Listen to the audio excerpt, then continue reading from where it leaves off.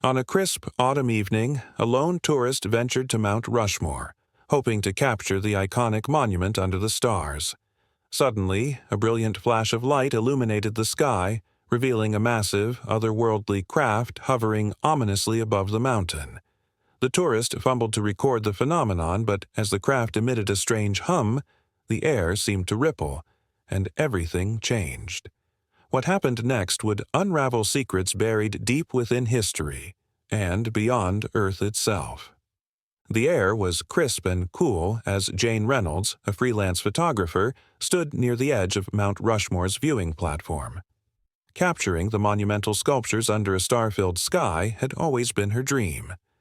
Armed with her camera and tripod, she adjusted her settings as twilight deepened into night. The faces of Washington, Jefferson, Roosevelt, and Lincoln loomed above, bathed in a soft, ghostly glow. The area was eerily silent. Jane found the solitude almost comforting, amplifying the beauty of the scene. She focused on her camera, fine-tuning angles and exposure. Then, out of the corner of her eye, she noticed a flicker in the sky. At first, she dismissed it as a passing plane or a satellite. But the light grew brighter, sharper. Within seconds, it became a glowing orb, cutting through the darkness like a knife. Jane froze, her hand hovering over the camera's shutter button. The object hovered silently, pulsating with colors that shifted between shades of blue, green, and white. Its elliptical shape was unlike anything she'd seen before. Heart racing, Jane reached for her phone to record. But as she lifted the device, the craft emitted a low, resonant hum, a sound that seemed to vibrate through her entire body. The hum grew louder, then abruptly ceased. A flash of light exploded across the night, so blinding that Jane shielded her eyes. The ground beneath her rippled like water, and for a moment she thought she might fall. When the light faded, the craft was gone. The sky was still. Yet something felt profoundly altered. The air smelled charged, like ozone after a storm, and the landscape seemed subtly different. The shadows longer, the stars sharper. Disoriented, Jane turned back to her camera. It was still mounted on the tripod, but the memory card was missing. Her phone, too, had vanished. Confusion turned to dread as she checked her watch. It read 9:45 p.m. But the last time she'd looked, it had been 8:30. Somehow, over an hour had passed, yet she had no memory of what had occurred during that time. A sharp, tingling sensation drew her attention to her arm. Small, glowing, geometric shapes had appeared on her forearm. They didn't hurt, but their presence was alarming. Jane scanned the area, searching for any sign of the craft. Instead, her eyes fell on something unusual. Embedded in the rocky ground near her feet was a metallic object, about the size of a coin. It was engraved with intricate patterns that shimmered faintly in the starlight. She hesitated before picking it up. The moment her fingers touched its surface, a flood of images surged into her mind. Fragmented visions of towering structures, endless alien landscapes, and beings that defied comprehension. Overwhelmed, Jane dropped the object, her knees buckling beneath her. Shaking, she quickly packed up her gear and stumbled back to her car. She needed to leave, to make sense of what she'd seen. As she drove toward her motel, questions crowded her thoughts. What had she witnessed? Why was she the only one there? And what had happened during the lost hour? Deep down, she knew this was only the beginning of something much larger, and far more terrifying. Jane woke up drenched in sweat, the metallic object from the night before clutched tightly in her hand. She didn't remember falling asleep, yet fragmented images of alien landscapes and faceless beings replayed in her mind.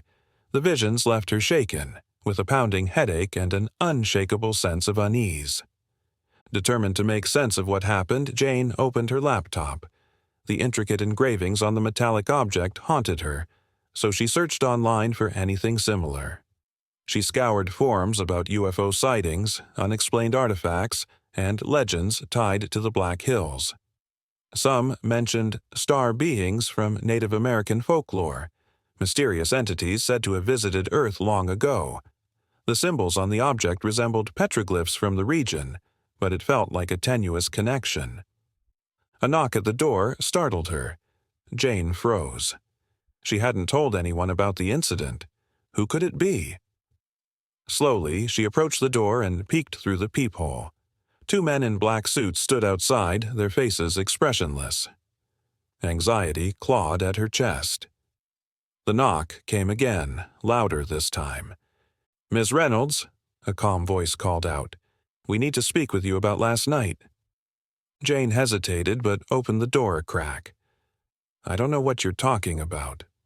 The men exchanged a glance. "May we come in?" the taller one asked. Reluctantly, Jane stepped aside. The men entered, their presence heavy with tension. The taller man introduced himself as Agent Caller, while the other remained silent, his sunglasses masking his eyes. "We're with the Department of National Security," Caller began. "We believe you witnessed something unusual near Mount Rushmore." Jane's heart raced. "I didn't see anything," she lied. Caller's faint smile suggested he wasn't convinced. "Ms. Reynolds, we've been tracking that object for weeks. Did you record or photograph anything?"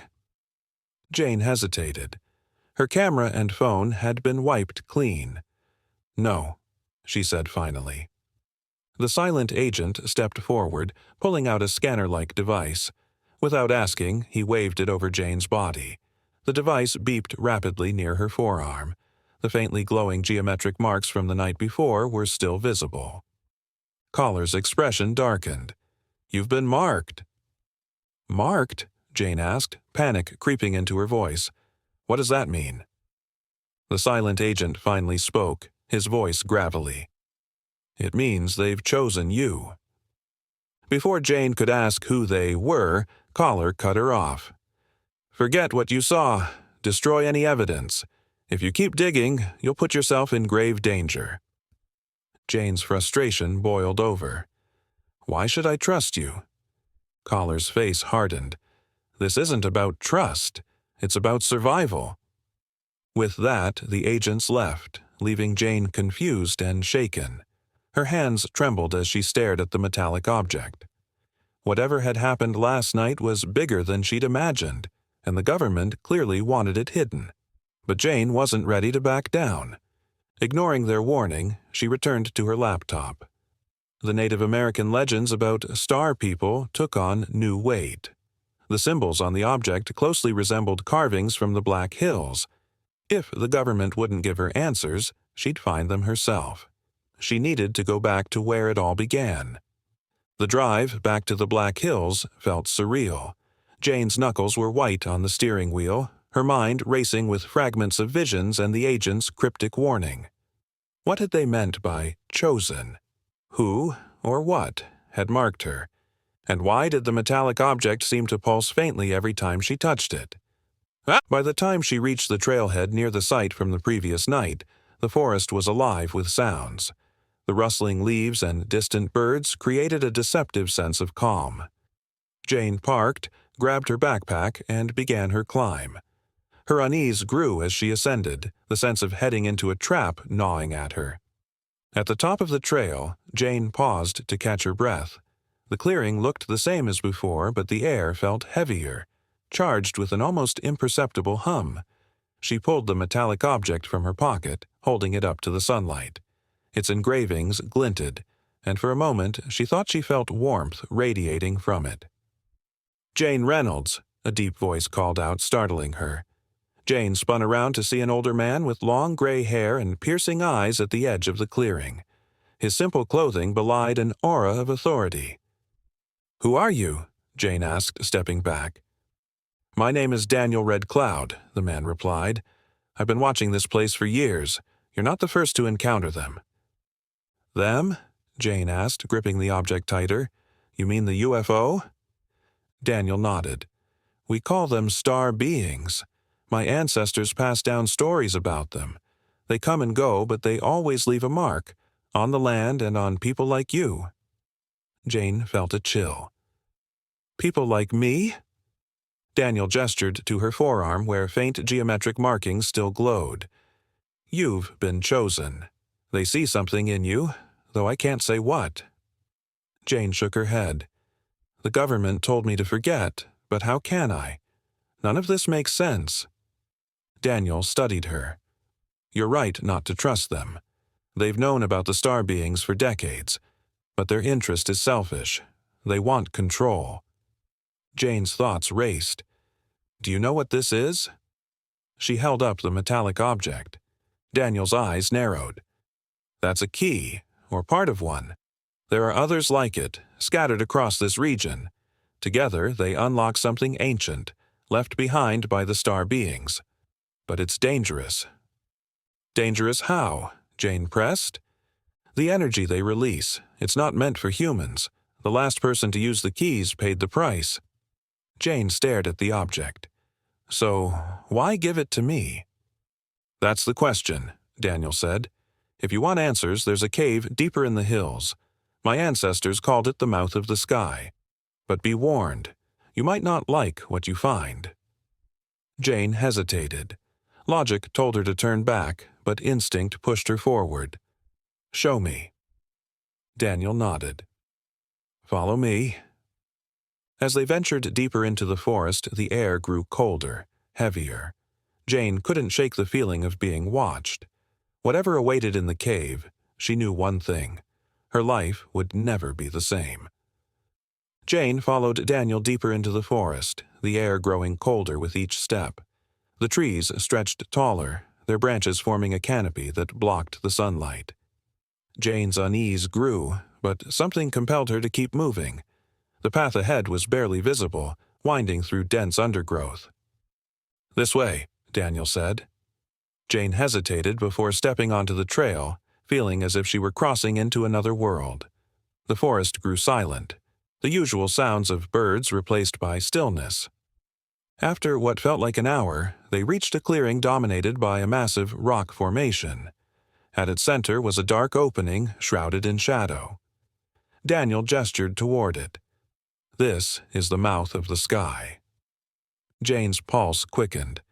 "What's inside?" "Truth," Daniel said, "but it won't be easy." Jane glanced at her forearm where faint geometric markings glowed softly. The pull she'd felt earlier intensified, as if the cave itself were calling her. Taking a deep breath, she stepped forward. The air inside was cool and damp, carrying the faint scent of earth and metal. Jane switched on her flashlight, revealing walls covered in strange carvings. The symbols resembled those on the metallic object, twisting and spiraling in ways that seemed alive. Each step deeper sent a chill through her, though whether from fear or anticipation, she couldn't tell. The cave widened into a chamber lit by a faint blue glow. At its center stood a pedestal, and on it rested another metallic object, larger and more intricate than the one Jane carried. Its engravings shimmered faintly as if responding to her presence. Her arm markings began to glow brighter, pulsing in rhythm with the object.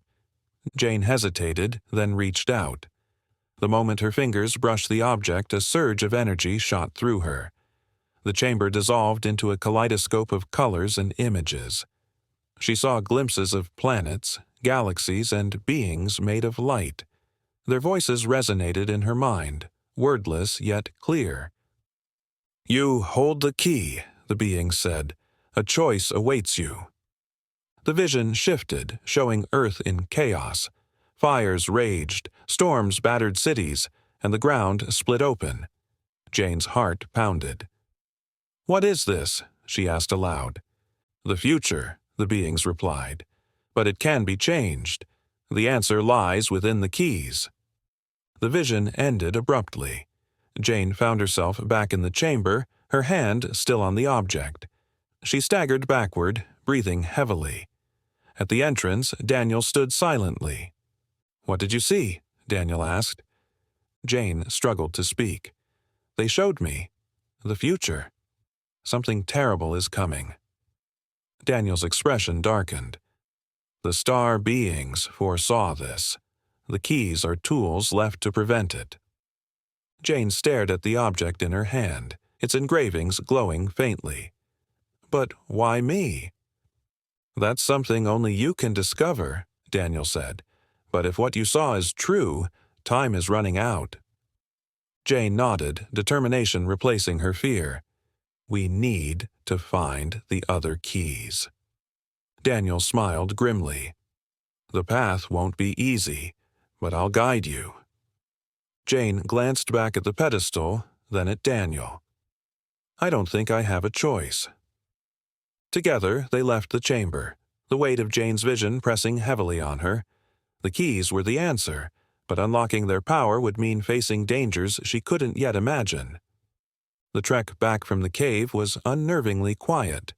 Jane felt the weight of her vision pressing heavily on her, the scenes of chaos and destruction replaying in her mind. Daniel walked ahead, his posture calm but alert, as though expecting danger. The forest felt darker, the air heavier, and Jane couldn't shake the feeling they were being watched. Are you sure the keys will stop this? Jane asked, breaking the silence. Daniel glanced back. The keys unlock what the star beings left behind. That's our best hope. And if we fail? Daniel's face darkened. Then the future you saw becomes reality. As they neared the forest's edge, the markings on Jane's arm began to tingle. A faint warmth spread across her skin, and she looked down to see the glow intensify. What's happening? She whispered. They're trying to communicate, Daniel said, his voice low. A sharp crack broke the silence, followed by the sound of approaching footsteps. Daniel grabbed Jane and pulled her behind a tree. We're not alone. Jane peeked out and saw 3 black-suited agents moving through the woods, their movements methodical. Her heart raced as she remembered their warning. Her grip tightened around the metallic object in her pocket. Daniel leaned close. Don't let them take the key. Jane nodded, her pulse pounding. The agents' voices carried faintly. Spread out, one said. The markings show she's close. Daniel gestured for Jane to follow, and they moved quietly through the underbrush. Every step felt deafening, the crunch of leaves echoing in Jane's ears. The glow on her arm brightened, and she pressed it against her side to hide it. Suddenly, one of the agents shouted, There! To the left! A flashlight beam cut through the trees. Run! Daniel yelled, shoving Jane forward. Jane sprinted, her legs burning as the agent's shouts grew louder. The glow on her arm was now nearly blinding, lighting up the forest. She stumbled, but Daniel pulled her back up. There's a river ahead. If we reach it, we can lose them. The sound of rushing water grew louder as they ran. Breaking through the trees, they reached the riverbank, the water shimmering faintly under the moonlight. Without hesitation, Daniel waded in, and Jane followed, the icy water shocking her. The current tugged at her, but she kept moving, gasping as the agent's flashlight swept the riverbank. Daniel grabbed Jane's arm and dragged her to the opposite shore. They climbed out, soaked and shivering but alive. Without stopping, Daniel led Jane deeper into the woods. Finally, they stopped, far from the agents. Daniel leaned against a tree, catching his breath. That was too close. Jane nodded, trembling from the cold and adrenaline. What now? Daniel's expression was grim. We find the next key, and we do it fast. They won't stop until they have them all. Jane swallowed hard. The agents weren't just after her. They were hunting the keys. If they succeeded, the future she'd seen might become inevitable. Jane and Daniel pressed onward through the dense forest, their clothes still damp from the river crossing. The glow on Jane's arm had faded, but the faint tingling remained, as if reminding her of the stakes. They moved in silence, both alert to the possibility of the agents catching up. After hours of trekking, Daniel led Jane to a secluded campsite hidden in a grove of pines. We'll rest here for the night, Daniel said, dropping his pack. We need to move at first light. Jane nodded, exhaustion setting in. As she set down her things, Daniel opened a leather pouch, revealing small stones engraved with intricate symbols. He placed them in a circle around the campsite. What are those? Jane asked. Protection, Daniel said simply. The star beings aren't the only ones watching. There are forces that want us to fail." Jane frowned but stayed quiet. The forest felt alive, shadows shifting unnaturally as the sun dipped below the horizon. She sat by the small fire Daniel had built, staring into the flames as her thoughts raced. "How many keys are there?" Jane asked. Daniel sat across from her, his expression serious. "4, each hidden in places tied to the star beings. The one you found was the first." "And the others?" Daniel hesitated. "The next one is buried beneath an old Lakota ceremonial site. But it won't be easy. The agents aren't the only ones searching." Jane's stomach tightened. "Who else?" "There are groups who've tracked the star beings for decades. Some want the keys for power, others to destroy them. Either way, they won't stop." Jane stared into the fire. "Why me? Why did they choose me?" Daniel didn't answer immediately. "Maybe they saw something in you, or maybe it was chance. Either way, you're in this now. The only way out is forward." Jane nodded, the weight of Daniel's words sinking in. The vision of Earth's destruction replayed in her mind. She couldn't walk away. That night, Jane lay awake, the stars visible through the gaps in the trees. The forest was eerily quiet. Her thoughts drifted to the life she'd left behind. She wondered if she'd ever see it again. A faint hum pulled her from her thoughts. It grew louder, and a faint light appeared beyond the campsite. Jane sat up as Daniel, already awake, grabbed a knife. "Stay here," Daniel whispered, moving toward the light. Jane watched, fear rooting her in place. The hum grew louder, the light brighter, until it stopped abruptly. Silence enveloped the forest. Daniel returned, his expression grim. "We need to move. Now." Jane scrambled to her feet. "What was it?" "Not them," Daniel said cryptically, "but close enough." Jane grabbed her things and followed Daniel into the dark forest. The urgency in Daniel's voice pushed her exhaustion aside. As they moved, Jane felt unseen eyes watching, the sense of being hunted growing stronger. By dawn, they reached a ridge overlooking a valley. Daniel pointed to stone formations in the distance. "That's where the next key is. We'll need to move quickly. They'll know we're coming." Jane nodded, determination hardening. The second key was within reach, but the danger was far from over. Every step brought them closer to the truth, and the fight for Earth's future. The ridge overlooked a valley untouched by time. Stone formations jutted from the earth, their surfaces carved with symbols hinting at ancient hands. Jane and Daniel stood silently, the weight of their mission heavy. The ceremonial site lay ahead, its presence foreboding even from a distance. "Let's move," Daniel said. They descended cautiously, the air thickening with each step. The carvings on the stones came into view, spirals and geometric patterns that mirrored the metallic object Jane carried.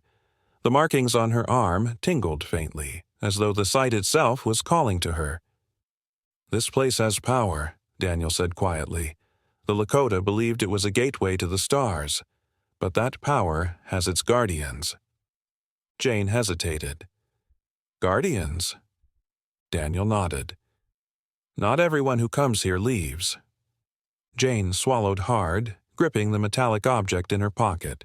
As they neared the altar at the center of the site, the air began to hum, a low vibration that resonated in Jane's chest. The glow on her arm brightened, the tingling turning to heat. Daniel stopped abruptly. "Do you feel that?" Jane nodded. "It's like we're being watched." A low growl broke the silence, sending a shiver down Jane's spine. Shadows shifted among the stones, moving unnaturally. Figures began to emerge, cloaked in darkness, their forms fluid and menacing. "Stay close," Daniel whispered. The figures circled them, their movements deliberate. Jane's fear grew, but the glow on her arm steadied her. One of the figures stepped closer, its smoky form solidifying. It was humanoid, yet otherworldly, its body shimmering with faint, glowing veins. "You carry the key," it said, its voice a deep vibration echoing in Jane's mind. "Why have you come?" Jane's throat dried. "To stop what's coming. To change the future." The figure tilted its head. "The keys hold power. They can save your world, or destroy it." Jane stepped forward. "I have to try." The figure extended a smoky hand. "Prove your worth." Before Jane could respond, the ground shifted violently. Energy erupted from the altar and the figures closed in. Daniel shouted, but his voice was drowned by the roar of swirling energy. Instinctively, Jane thrust the metallic object forward. Its engravings flared, sending a shockwave through the site. The figures paused, their movements faltering. The lead figure spoke again, softer. "You are marked, chosen to bear the burden. But the path ahead demands more than courage. Will you endure?" Jane met its glowing gaze. "I will." The figure nodded and stepped back. The energy subsided, leaving the site eerily still. On the altar, a second metallic object appeared, its engravings glowing faintly. Jane approached cautiously, the weight of the moment pressing on her. She lifted the object, feeling its hum through her skin. The figures dissolved into shadows. The lead figure's voice echoed one last time. "The second key is yours. Use it wisely." As silence returned, Jane turned to Daniel, who nodded. "You did it." Jane exhaled, her body trembling. 2 down, 2 to go. Daniel placed a hand on her shoulder. "We need to move. They'll know we're here." Jane slipped the second key into her pocket, her resolve hardening. The path ahead was more dangerous than ever, but turning back was no longer an option. Jane and Daniel moved swiftly through the forest, the second key secure in Jane's pocket. The weight of the object felt heavier than it should, as though it carried the gravity of their mission. The ceremonial site and its guardians had shaken Jane, but there was no time for fear. The agents, or worse, would be closing in soon. "Where next?" Jane asked. "There's an old mining town near the Badlands," Daniel said. "The third key is buried beneath it." Jane didn't press for details. The urgency in Daniel's voice was enough. The forest gave way to rolling plains. By midday, they reached Daniel's truck, hidden beneath a tarp. They climbed in, and Daniel started the engine, breaking the silence. The drive was tense. Jane stared out the window, her mind racing with questions. Could they find the key before the agents? She glanced at Daniel, whose grip on the wheel was tight. "Why risk your life for this?" Jane finally asked. Daniel's eyes stayed on the road. "My grandfather told me about the star beings. They came to guide us, but humans were too reckless. The keys were left to protect us, but in the wrong hands, they'll destroy everything." Jane nodded, the weight of responsibility settling on her. She glanced at the markings on her arm, glowing faintly. The star beings had chosen her for a reason, but why? At dusk, they reached the mining town. The place was a ghost, crumbling buildings and broken windows under a sky darkened by dust. Daniel parked behind an old general store and spread a map on the dashboard. "The key is beneath the church," he said, pointing. "The tunnels run under it." Jane peered at the map. "How do you know?" "My grandfather passed down everything he knew." They moved cautiously through the streets. The silence was oppressive. Jane stopped as a faint light flickered in a distant building. "We're not alone," she whispered. Daniel nodded. "Stay alert." Inside the church, Daniel led Jane to a trap door beneath the altar.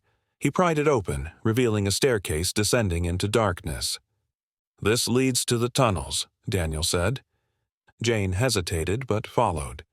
The air grew colder, damp with the scent of earth. Flashlights illuminated carvings on the stone walls, symbols matching the keys. The glow on Jane's arm brightened, lighting their path. At the tunnel's end, they found a small chamber. A pedestal stood at its center holding the third key. Its engravings pulsed faintly, casting an eerie light. Jane stepped forward, but Daniel grabbed her arm. "Wait!" A faint sound of footsteps echoed. Daniel's grip tightened.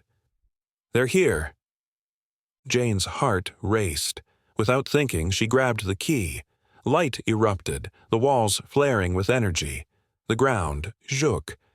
"Run!" Daniel shouted. They sprinted back through the tunnels as the sound of pursuit grew closer. Jane clutched the key tightly, its power surging through her. As they reached the stairs, a figure emerged from the shadows, blocking their path. It wasn't an agent. It was something far worse. The figure emerging from the shadows shimmered, a mixture of light and shadow, fluid and imposing. The air warped around it, bending reality. Jane froze, clutching the third key tightly. Daniel stepped forward, knife in hand. "Stay still," he whispered. "It's testing us." "What is it?" Jane asked, her voice trembling. "A guardian," Daniel said. "It protects something greater." The figure tilted its head, glowing eyes locking onto Jane. "You hold the third key," it said, its voice reverberating in Jane's chest. "Prove you are worthy."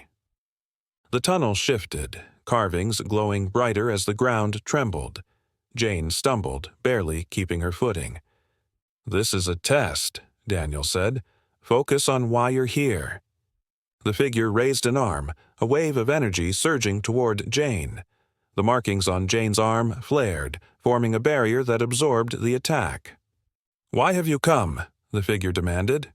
"To stop what's coming," Jane said, her voice steadier. "To protect my world." The figure stepped closer, its presence overwhelming. "The path ahead will break you. Do you accept this burden?" Jane thought of the vision, the chaos, destruction, and those she loved. "I accept." The figure extended its hand, connecting with Jane's energy. Warmth surged through her, steadying her resolve. The figure dissolved into light, its energy dispersing. Silence returned to the tunnel as the carvings dimmed. "You did it," Daniel said, "but we need to move. They'll know we have the key." Jane slipped the third key into her pocket, her resolve solidifying. As they climbed the stairs, distant voices echoed. The agents had arrived. Daniel gestured for Jane to follow. Flashlights swept through the windows, boots crunching on gravel. "They're closing in," Daniel whispered. "We'll have to split up." "What?" Jane hissed. "We can't." "We have no choice," Daniel said. "They're after the keys. Together, we're an easy target." Jane hesitated. "Where do we meet?"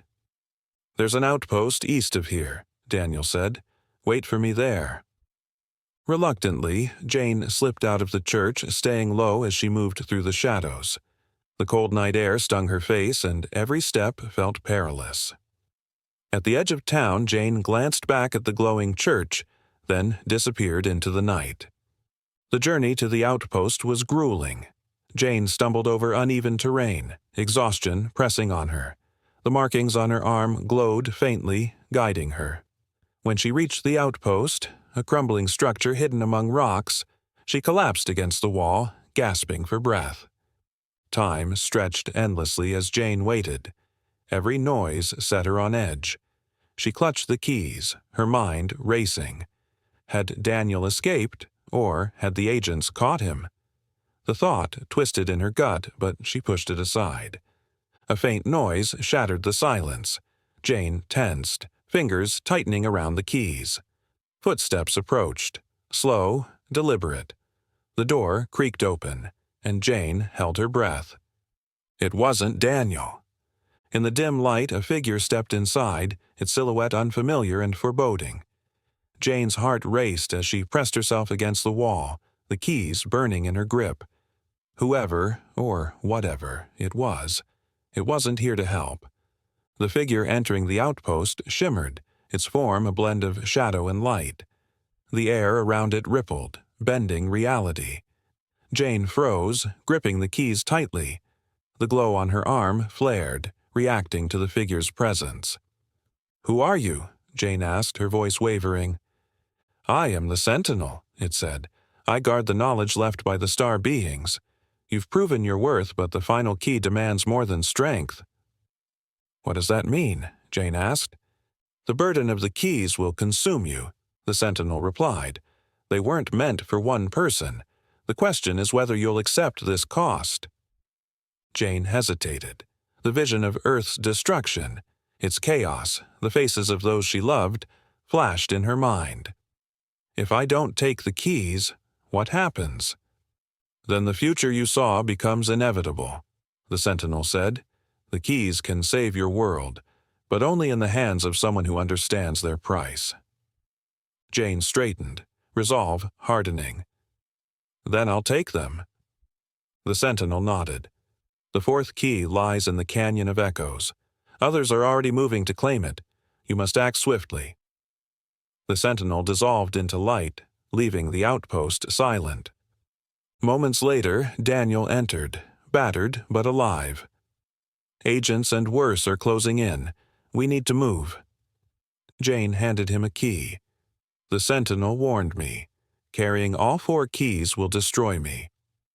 And you're still going through with it? Daniel asked. I have to, Jane said. We don't have a choice. By dawn, they reached the canyon, a vast expanse of towering walls carved with glowing symbols.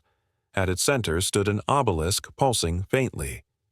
As they approached, figures stepped from the shadows, agents and robed figures circling the obelisk. You're too late, one agent sneered. The key belongs to us. The keys don't belong to anyone, Jane said. They're meant to save us all. The agent raised a weapon. Then, you'll die for them. Before the agent fired, the markings on Jane's arm erupted in light, forcing the attackers back. The obelisk responded, glowing brighter, as though recognizing Jane. Daniel shouted, "Take the key!" Jane sprinted to the obelisk. As her hand touched it, the world dissolved into light. Images of the star beings and the catastrophic future they sought to prevent flooded her mind. When the light faded, Jane held the fourth key. The markings on her arm pulsed with energy, their glow blinding. Around her, the attackers lay unconscious. Daniel approached. "You did it," he said, his voice awe-filled. Jane nodded. "It's not over. The keys need to be activated." "How do we do that?" Daniel asked. Jane looked to the horizon where the sun rose. "We follow the path the star beings left." Together, they walked into the unknown, the fate of humanity resting in their hands.